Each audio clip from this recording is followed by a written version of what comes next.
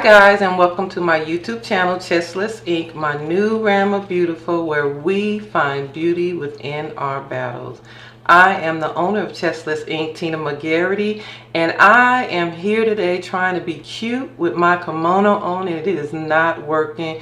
This fan is not a prop, y'all. This fan is because I am having a hot flash, and it is no joke. La, la.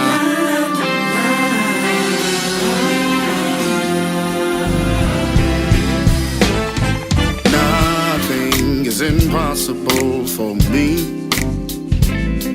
Nothing is impossible for me.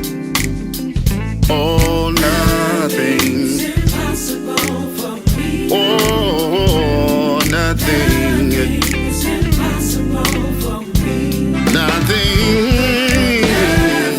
is impossible for me. Nothing is impossible for me. Nothing is impossible for me. So yeah, now my hot flash has ceased. I can be cool and get focused and talk to you guys about my next topic. But before I get into it, I need you to like and subscribe to my YouTube channel so that you can hear some more of the topics that I have to talk about. And listen, it's not just going to be things that have happened in my life and to me. It's also going to be tips on things that you can do to better your channel, to better your, say you want a website. I know how to do websites, flyers, anything like that that's going to help you get to whatever it is that you're trying to accomplish in your life. There are little tips that I'm going to be dealing with, and even when it comes to breast cancer, which I'm getting ready to talk about, some of the things that I did to make me feel better. So yeah guys, here I am, have lost my child, my one and only child, and 3 months later being told that I have breast cancer. I was in stage 2 going into 3, and they had given me 6 to 8 months if my chemo treatment had not worked. I go to my OBGYN and I'm thinking that, you know, was milk coming into my breast and maybe that was part of the problem when she did the examination, but no, she said that she felt the lump. And so she sends me to this specialist, and when I get to the specialist, they do an examination as well and ended up doing a biopsy and told me that about a week later to come and get the results. And when she called, the doctor called, she said to make sure you bring somebody. Make sure you bring somebody. Now, I haven't been told that before, so I was a little nervous, but I still was thinking it's no big deal. It was just the breast milk coming in. And so I bring my husband and I bring my mother. And when I get to the office, the doctor pulls me in the office. The nurse did first. And so she wouldn't look at me. And I was like, this is kind of weird. You know, what's going on? The doctor comes in with her folder and some papers, and she tells me that she has some bad news and that I did have breast cancer. Now, after that, guys, I don't know what happened, because I know I didn't faint, but I just kind of zoned out. Everything became a blur to me, and I couldn't really remember what. I just saw mouths moving. I know that I saw my husband come in the room and my mother come in the room. The doctor had no type of empathy whatsoever, and I'm sure she's dealt with a lot of patients, and so I was just another patient. But at that moment, this was my life. And when you instantly think about breast cancer, you think that you're gonna die from it, and that's exactly how I felt. I didn't know too much about breast cancer. I knew about the pink ribbon. I've heard about so many other things about breast cancer, but I didn't get in depth about breast cancer because I didn't really know anybody who had breast cancer. And so here I was with it. And I had to deal with it. And on that same day, we were headed to a prayer rally that was in the same location as my doctor's appointment. And so after the appointment, we get in the car. It's kind of silent. Nobody really has anything to say, because what can you say? We were meeting my aunt at this prayer rally, and we get there and standing in line. And like I said, I'm still numb. I still am trying to grasp that I have breast cancer. And so we get into the rally and people were asking if we needed prayer and what have you. And I just remember my hand going up, and it wasn't because I lifted my hand. It was because my mother yanked my hand up so fast. And next thing you know, I was down there on the floor up in the, on the stage, and there was a guy there who was a pastor, I believe, and he just started praying for me. And several other people gathered around and started praying for me, and I was so overwhelmed with the news I had just heard and just everything that was going on that I kind of hunched over, and I don't know. I just felt like, okay, they're praying for me, and I love that, and thank you so much, but I need to be praying for myself, because one thing I do realize is that you're not going to always have somebody there to be able to pray for you or to encourage you or to lift you up. You have to learn to do that for yourself. And a lot of times you have to do that on your own. And even when they were praying for me, I put my hand on my breast that had the tumor in it, and I started praying for myself, and I started believing God to do something. And guys, they said that this tumor I had was as big as a tennis ball. And when I was touching my breast, and I know it was probably kind of weird, and hopefully nobody saw me, but I'm touching to try to feel this lump because I couldn't feel it. And I was like, this is kind of strange, because I couldn't feel it anymore. And instantly I could hear God tell me that I was not going to die from breast cancer, but I would have to go through the process. And I would have to go through the process to be a blessing to someone else. And that's exactly what I've done. I'm telling my story to be a blessing to someone else. Yes, it has been difficult. I still have some side effects from the chemo. My first chemo treatment, when I met my oncologist, he was such a blessing, because this man had a whole roadmap as to what he was going to do for me during my treatment and what I would have to go through. And I remember when my husband and I got up to leave, he gave me the biggest hug, and he gave my husband the biggest hug. And he said that, I know this is what the report says. But then this doctor pointed to the ceiling and said, whose report are you going to believe? Are you going to believe this report, or are you going to believe his report? I had a saved doctor, y'all. I mean, he blew my mind. I had a saved doctor who believed in God.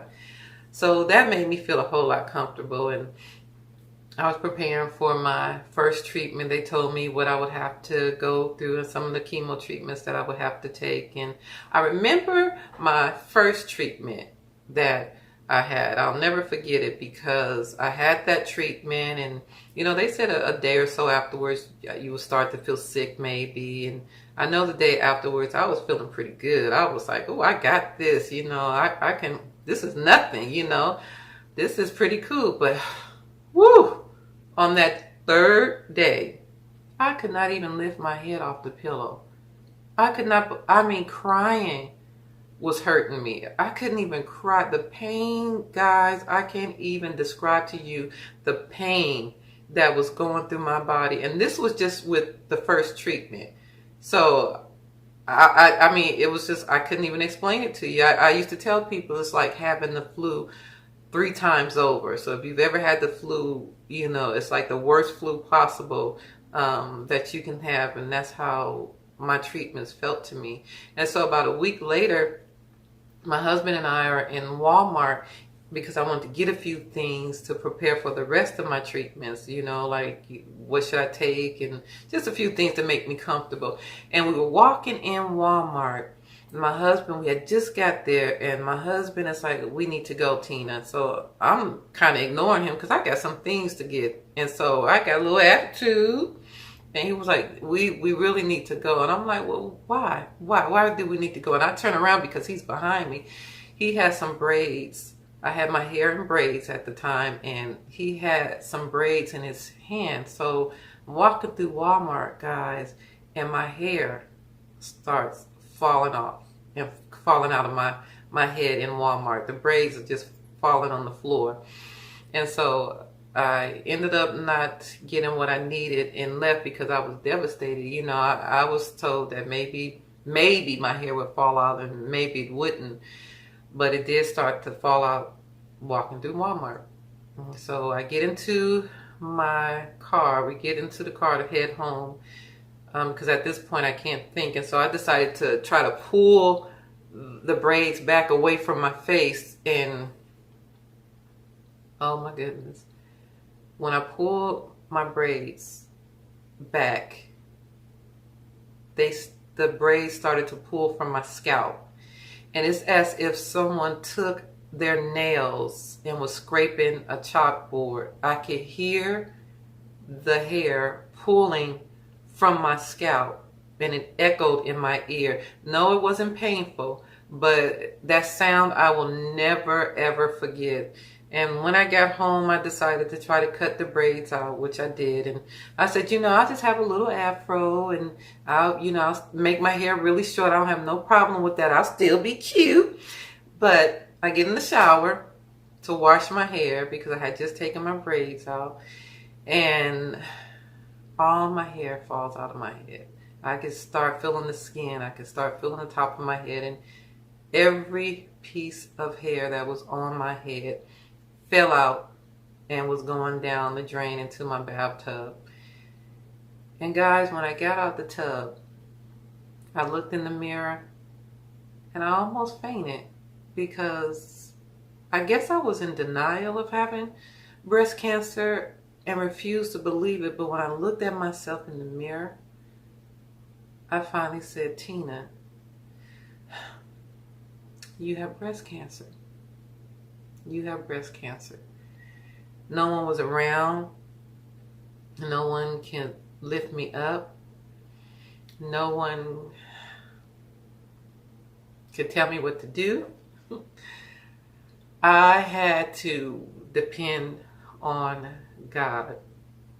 And it's really still emotional because I'm not a vain person. And even though I sit up and I say that I'm cute and all these type of things, but the reality is that when I found out I had breast cancer, I thought I was going to die. And when I looked in that mirror that day, I thought I was going to die.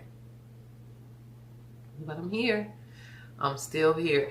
And my eyes are watering because when I talk about these things, I'm reminded and I remember it takes me back to that day. And I can still feel and see those things that had happened on that day. So that's the only reason why the tears. And this is not for people to feel sorry for me. This is not for people to be like, oh, no. This is to encourage.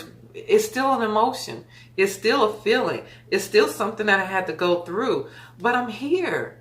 I'm still here. I'm still alive. I am breast cancer free, and it has been 11 years. And I am going to continue to tell you what I've been through, to inspire and to encourage you that if you have breast cancer, or if you know someone who have gone through breast cancer, that it is not a death sentence, is that it is something that you can survive. And those who have not survived it, they are still heroes. They are still heroes.